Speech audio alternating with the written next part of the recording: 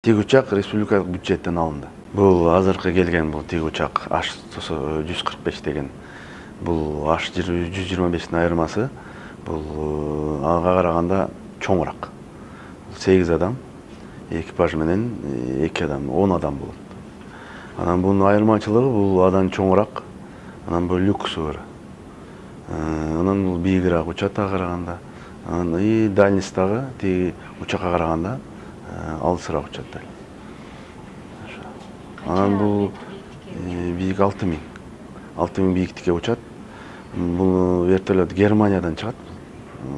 H-125 бул Франциядан чыгарылат. Ушунун айырмачылыгы бул экөөнүн айырмачылыгы. Анан бул азыркы учурдагы бүттүгү стандарттардан жооп бере турган чоң жогорку эме, акыркы навигационный эмелер баары да оборудование турат. Бунуку милдет өзгөчө кырдаалдарда куткаруу, ыкчам, анан дагы эме бул эмеси өзгөчөлүгү. Бул тиги учакка караганда көбүрөөк адам болуп турат, чоңураак.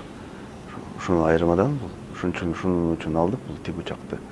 Мындан сырткары тиги учакты жекечилик иштеткени алганы биздин эмеге өзү кайрылсаңыздар, авиациялык куткаруу бөлүмүнө баарын кеңири түшүндүрүп беребиз.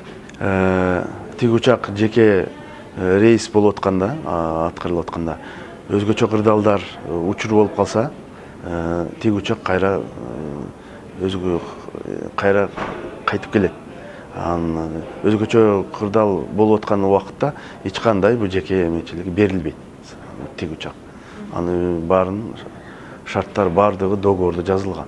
Ушуну жарандар ушуну туура түшүнүш керек.